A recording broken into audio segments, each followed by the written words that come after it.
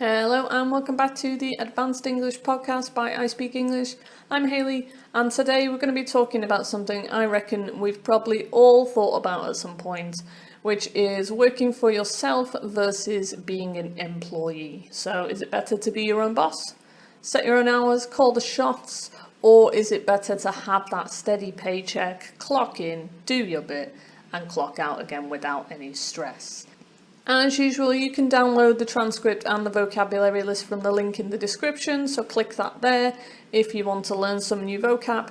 I will not be slowing down my speech since this podcast is made with advanced and proficient learners in mind, and if you feel like I am talking too fast for you, you can slow down the speed of this video in the settings. Now, look, we live in a time where side hustles are everywhere. You've probably got a mate who quit their job to go freelance or started a business on Etsy or, I don't know, packed it all in to become a digital nomad or something.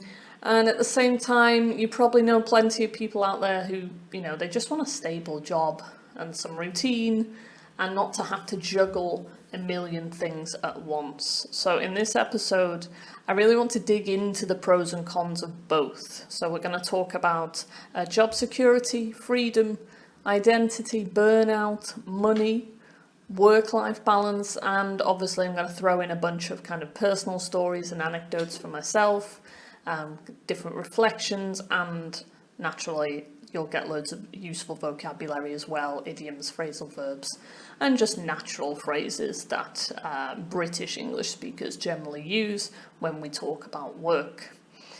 So let's get into it then. Let's kick off.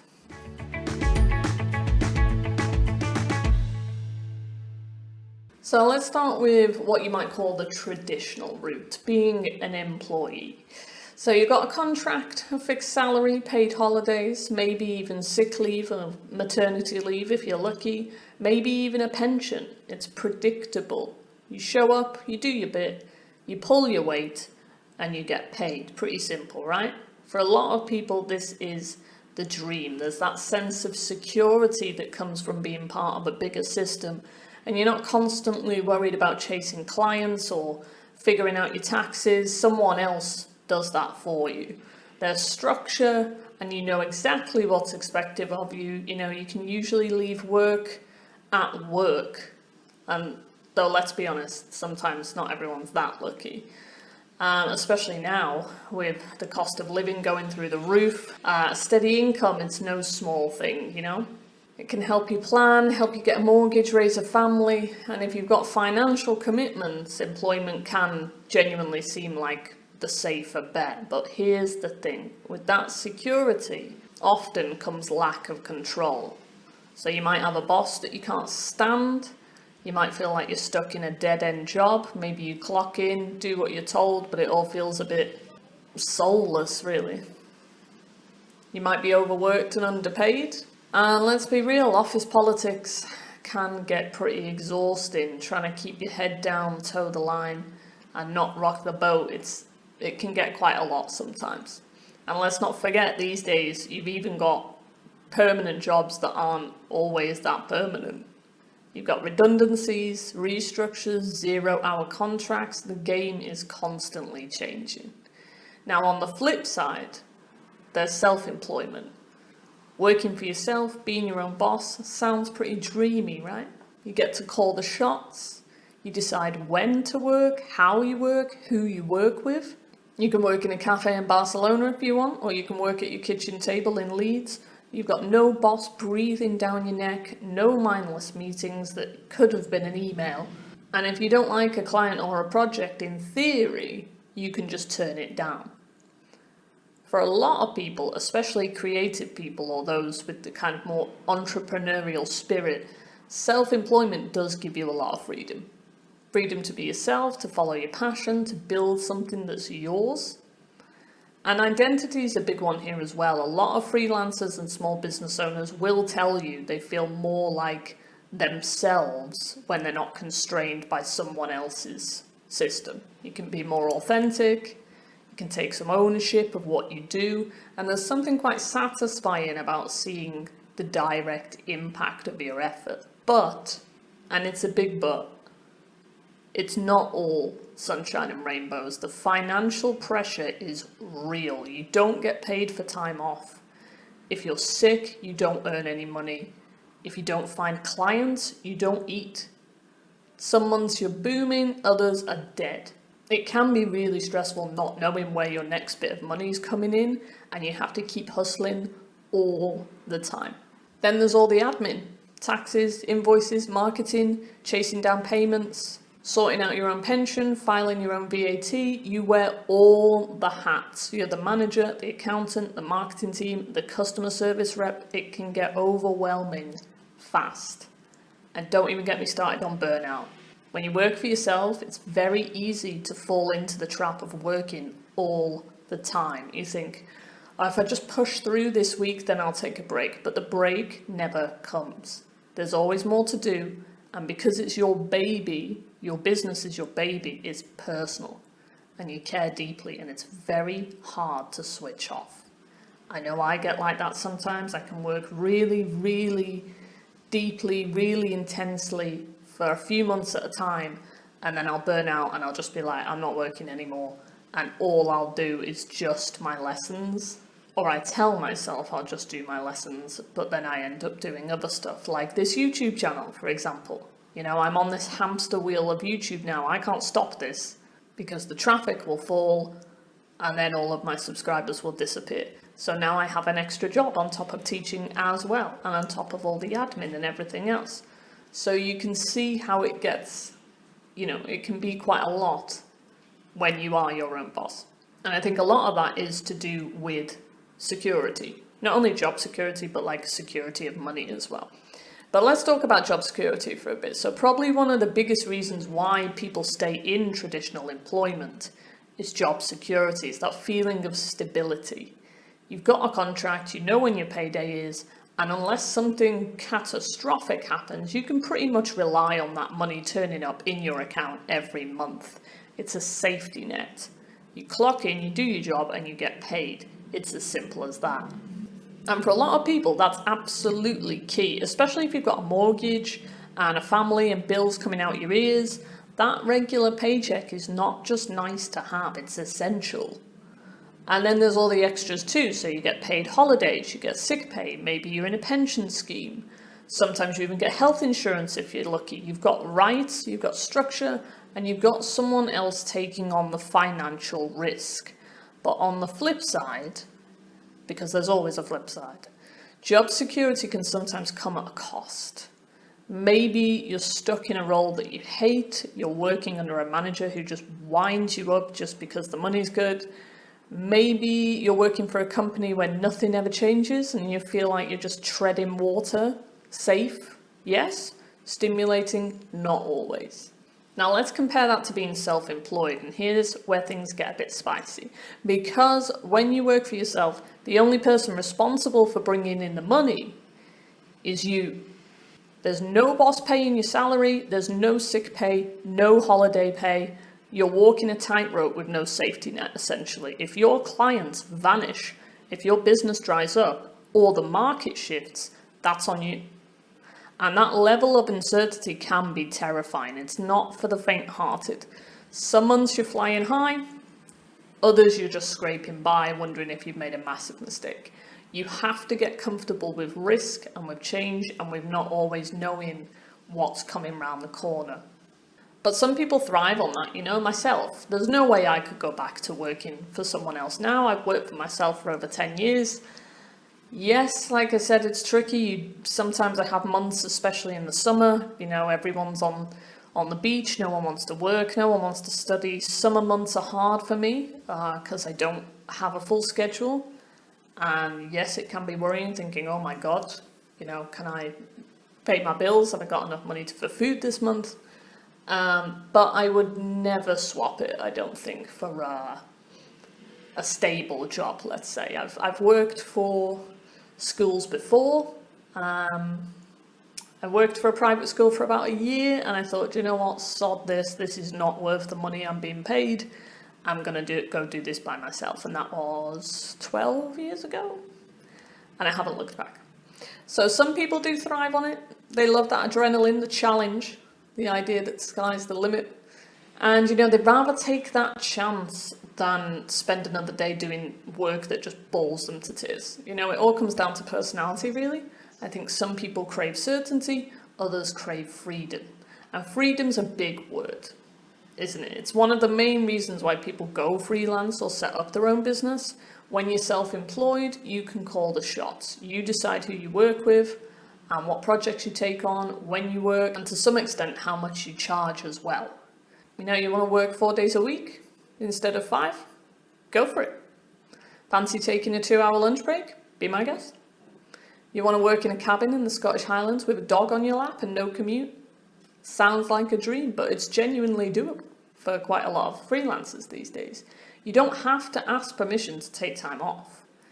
And you don't have to sit through awkward meetings about corporate synergy or, listen to Karen from accounting banging on about office birthday cakes. You can just get on with it. But, and here's where it gets real, freedom comes with a lot of responsibility and a lot of self-discipline. Because if you're not working, you're not earning. So yeah, you can take 3 weeks off to swan around Italy if you want, but will your bank account survive the hit? I don't think mine would, to be honest. And while you can say no to a nightmare client, have you got anything else lined up to replace them? Is it worth it taking on that nightmare client just to get a bit of extra money? Or do you say no and just hope something else comes along? So freedom in terms of being self-employed can sometimes seem like a bit of an illusion.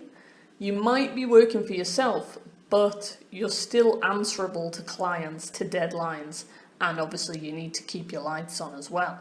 And if you're not careful and you end up working more than ever, you're glued to your laptop at 10 p.m. Like me, for example, last week when I was trying to get my podcast episode out on time, I finished editing and uploading this podcast to YouTube at midnight on Friday to go out for the Saturday morning. So you can see how sometimes freedom can be a bit of an illusion, right? So yes, it's one of the biggest perks of self-employment, but it's only really freedom if you're managing it well. If not, it can quickly become chaos. I think I'm learning maybe as I'm saying this that I might need to manage it a bit better myself so that I can stop working at midnight, or at a decent hour anyway. Right, so anyway, let's go a bit deeper. Let's talk about identity in work. So I spoke a bit about identity in the last episode when we talked about immigration, but let's talk about it in terms of your job. So it's kind of funny how people define themselves by their job. If you go to a party and someone asks what you do, and then boom, your identity is just wrapped up in one sentence: I'm a teacher, or I work in finance, or I'm a software developer.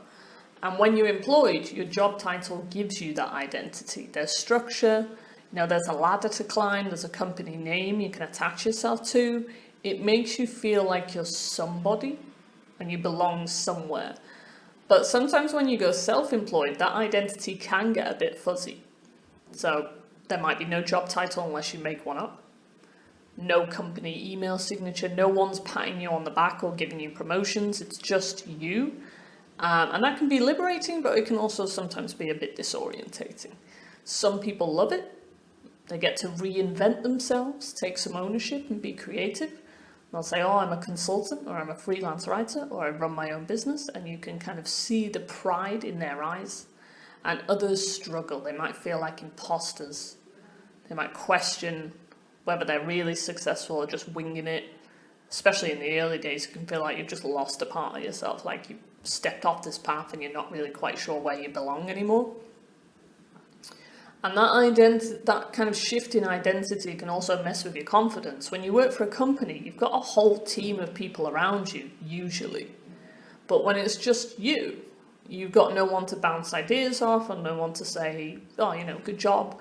And you have to learn to back yourself, to own your work. And it's not always that easy. Again, myself, I'd say I kind of struggle with imposter syndrome every so often, especially if I look at my competition, especially if I look on YouTube. and I look at people who are doing pretty much the same thing as me, but they've got like 100,000 or 200,000 followers. I think at the moment I have 6,000, and I'm like, why have they got more? What are they doing? Why are they so good and I'm not? Am I not a good teacher? I know I'm a good teacher, otherwise I wouldn't still be teaching over 10 years later.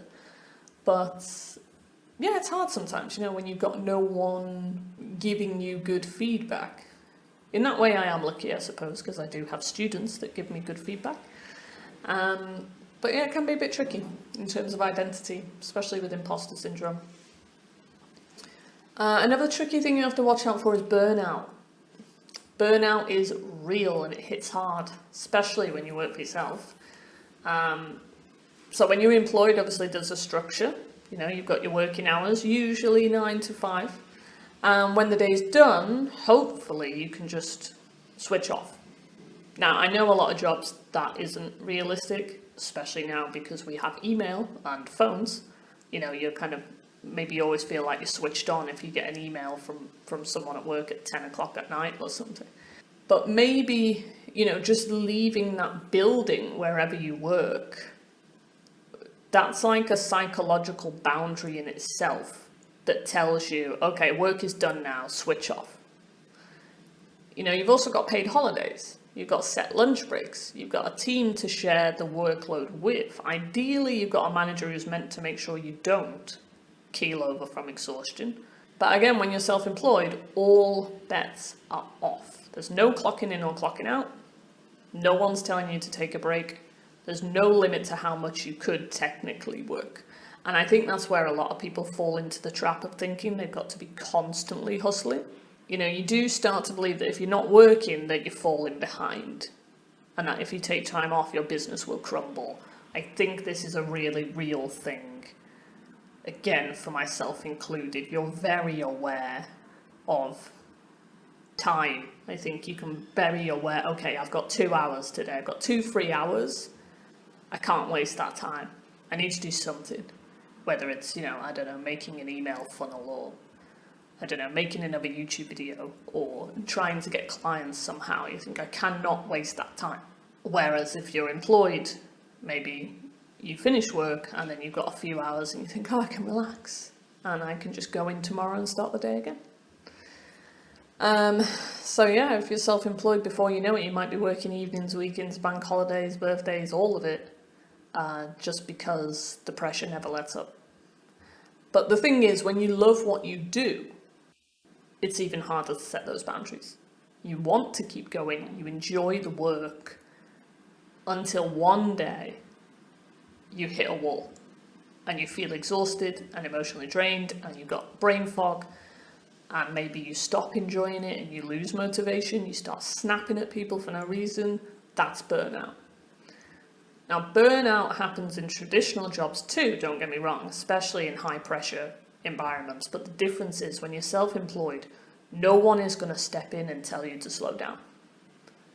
You've got to be the one to spot the signs and to do something about it. Whereas if you work for a company, you might be able to get a sick note and take some leave, take some time off to relax and chill out and to let the burnout go away.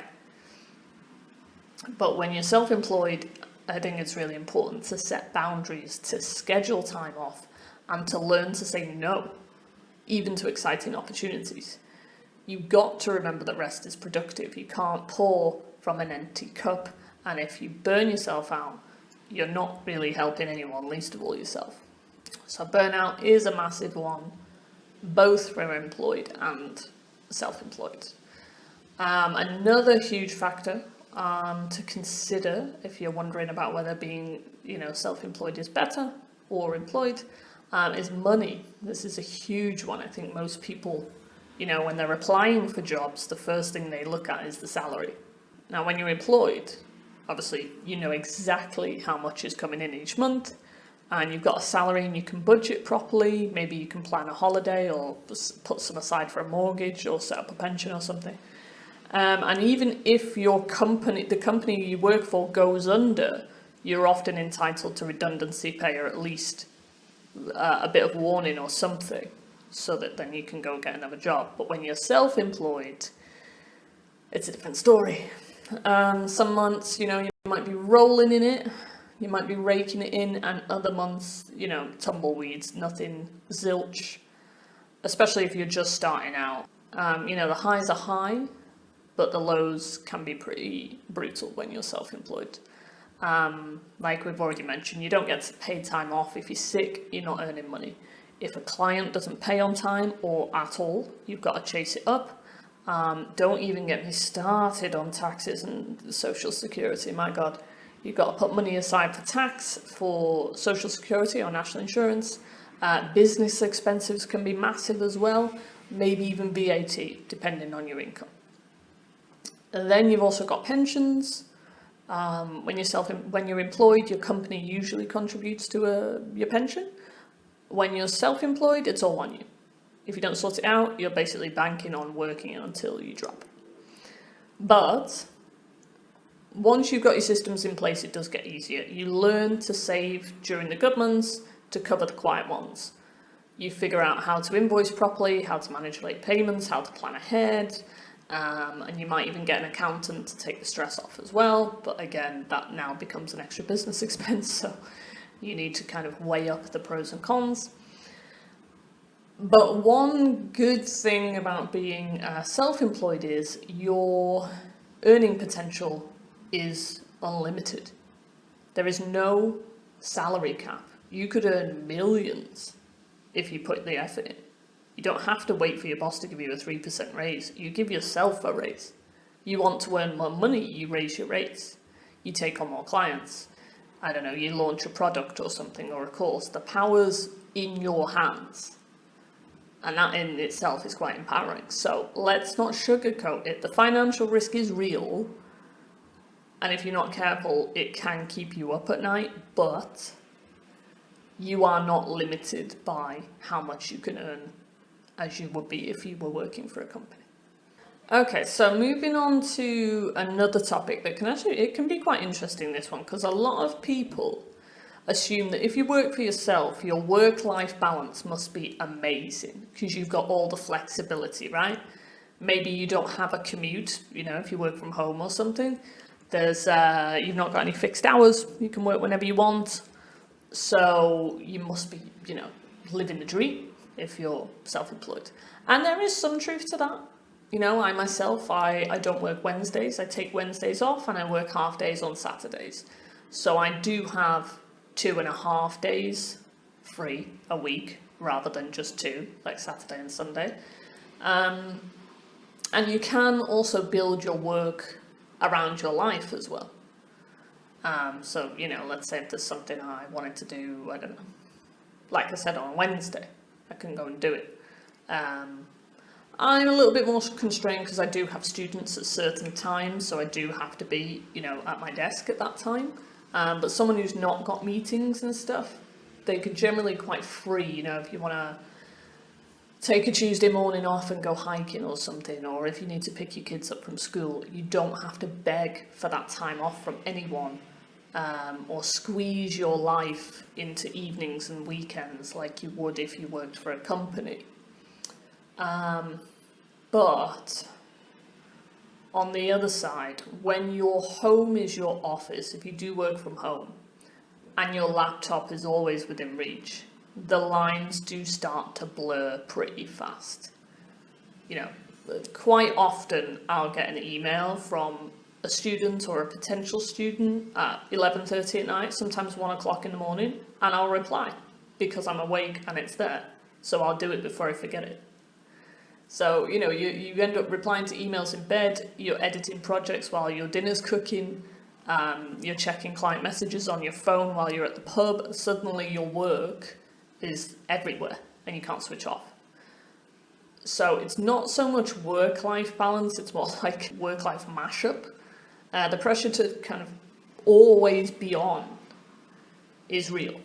And you can feel guilty when you take a day off if you think, oh, if I don't do this now, I'll fall behind.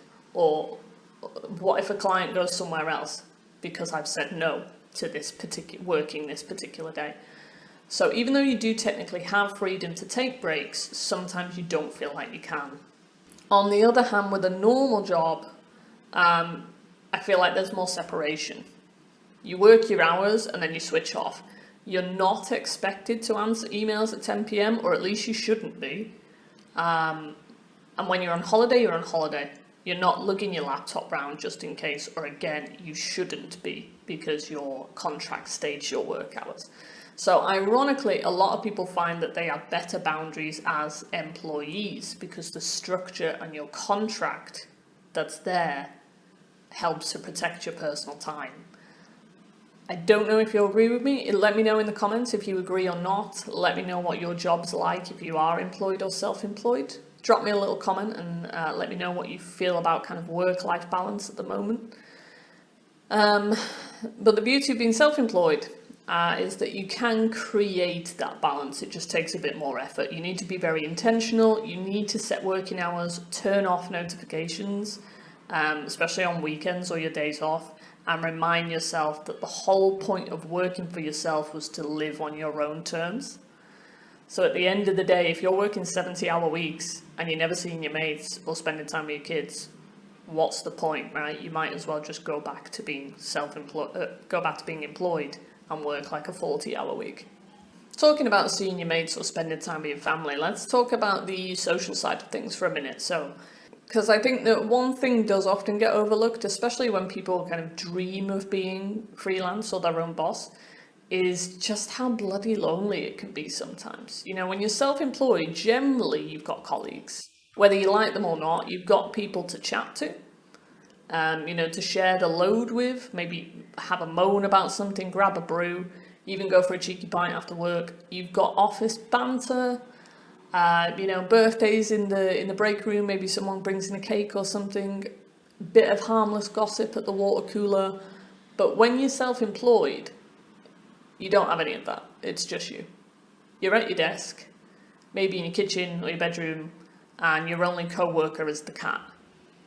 You know, you've got no one to bounce ideas off, no one to vent to when a client's being difficult, no one to say well done when you pull off a big win. For myself, I'm quite lucky in that I have a social job. Again, I'm a teacher. I spend 5 to 6 hours a day chatting to people from all over the world, which is fantastic. I absolutely love it. I get to see a lot of different perspectives and I get to learn a lot from people from all over the world. So in that sense, I don't have this kind of social isolation. But I know a lot of people who do work for themselves who can't stand sitting at home all day on their own. Like they have to go to a co-working centre or even a cafe just to feel a bit more social. Because this social isolation can creep up on you, right? Especially if you're a more introverted person as well, and you're used to being part of a team. And working from home, yeah, it's lovely in some ways, but you can start to feel like you're in a bit of a bubble. And that's why a lot of freelancers end up joining co-working spaces, going to networking events and stuff like that, just to feel connected. You know, it's not just about business, but it's about your sanity as well. That said, office life when you're employed can be a mixed bag. You might get stuck with people you don't like. Maybe there's office politics, cliques, or that one manager who's just constantly breathing down your neck. And if you're unlucky, you might have a toxic workplace, and that can really do your head in. So again, it's not all sunshine and rainbows on the other side either. So you do have to give, socialization quite a think about if you are a social person and you want to become a freelance or work for yourself, because it can get a little bit lonely sometimes. Another thing you have to think about is ownership. So I don't mean owning the business, although that is a part of it. I mean like owning your own work and your ideas and your vision. Because when you're employed, no matter how creative or brilliant you are, ultimately you're building someone else's dream. You're working towards their goals. Your ideas might get watered down or rejected. Your projects might get shelved. You might be stuck doing things the way they've always been done, even if it's a rubbish system. But when you work for yourself, you're the boss and you get to shape your own brand, your own direction, your own values. You choose your projects and you decide who you want to work with. And that level of creative freedom really, I think, is priceless, especially if you're the kind of person who's full of ideas or gets bored easily. That said, with that freedom again comes responsibility. You've got no one to fall back on. There's no manager to ask for advice. There's no IT team, when your laptop goes kaput. And sometimes the pressure of making every single decision can be very overwhelming. Plus, the reality is not every day is creative bliss. Some days you're chasing invoices, or you're fixing your website, or you're staring at a blank screen wondering if you've made a terrible life choice. Some days you just have writer's block and you can't think of anything to do. But if you value autonomy, if the idea of answering to yourself sounds like bliss, self-employment might be the right way to go for you. Following on from that, so we talking about autonomy, right? If there's one thing that self-employment guarantees, it's growth. Like proper, uncomfortable, character-building growth. Because when you're working for yourself, you're not just doing the job, you're doing all the jobs. You're the CEO, the marketing team, the sales team, the admin assistant, the finance department. You have to learn fast. And that pressure, that kind of sink or swim environment, forces you to level up. For example, myself, yes, I teach. Let's say that's my main job. But I have a whole other, 10 other jobs that I have to do. I need to do all my marketing to get clients. How are people going to find me? So I'm essentially marketing director. I do all my YouTube stuff, so I'm now also a YouTuber. In order to do that YouTube stuff, I need to record my videos, I need to edit the audio, edit the video, I need to create the thumbnails, and then I need to put it on YouTube and write all the descriptions. So I can also add video editor, I can add audio editor, and I can add a graphic designer to that list of jobs I do. And then I've got all my admin as well on top of that. Not only just planning all my lessons, but replying to all my emails, all my students, booking my students in for different lessons, etc. It's hard, it takes a lot of work, but you do learn so much from doing all of that. I can't think of the amount I've learned in the last 10 years working for myself compared to if I was working for a company. It's staggering, really, when you look back and think about it. But that's the positive thing. Yes, it's a lot of work, but you become more resilient. Definitely you become more resourceful, and for sure you become more confident, because you have to learn to trust your gut. You have to learn to negotiate and handle rejection as well. And then you can start noticing your own patterns, how you work best, when your energy dips, what your limits are, and you become a lot more self-aware. And there's real pride in building something from scratch as well, in saying, okay, I did that. In knowing that every win is yours and not your company's, or the company that you work for, let's say. You did that. And there is a lot of pride in that. But, and it's not for everyone, some people thrive with support and with clear direction and with mentorship. They grow best when they've got someone to learn from and a team to grow with, and there's absolutely nothing wrong with that. In fact, I'd argue that growth isn't about being self-employed or not, it's more about being challenged. And both paths can take you in different ways. Both paths can also lead to personal growth as well. So, after having said all that, which one's better? Being your own boss or working for someone else? The honest answer is, it completely depends on you. Depends on your personality, your priorities, your risk tolerance, what stage you are in life. Some people need security and structure and a steady paycheck. Others, they crave freedom and flexibility and creative control. Again, I know for myself, there is no way I could go back to working for someone else after working for myself for 10 years. I think I did it at the right time because I was young and kind of fearless. I was 22 when I started working for myself. So I had no, it's not like I had a house or, kids or whatever. I didn't really have many worries or anything on my plate. If you'd asked me now, let's say I've been working for a company for 10 years instead, and now I wanted to go self-employed, I'd say it's a lot more of a risk, and I don't know if I would be brave enough to do it or not. You know, some people do start out as employees and branch out later on their own. Others dip their toes in doing freelance work on the side before they make the leap. Some people try freelancing, hate it, and happily go back to employment. There's no right way to do work. It's just your way. But what I will say is, whichever path you choose, don't do it blindly. Don't fall for the Instagram hype that says self-employment's the key to happiness, or that working 9 to 5 means you're selling your soul. Neither one is perfect. Both have their perks, both have their pitfalls. But just be honest with yourself. What do you value? What do you need? What are you willing to sacrifice? And most importantly, don't be afraid to change your mind. Life's long, hopefully, and your job doesn't need to define you. And your career path doesn't have to be a straight line. So if you've made it this far, and if you're still listening, thank you. I hope this episode's given you something to think about, whether you're stuck in a job you hate, or you're considering going freelance, or you're just curious about the other side of the fence.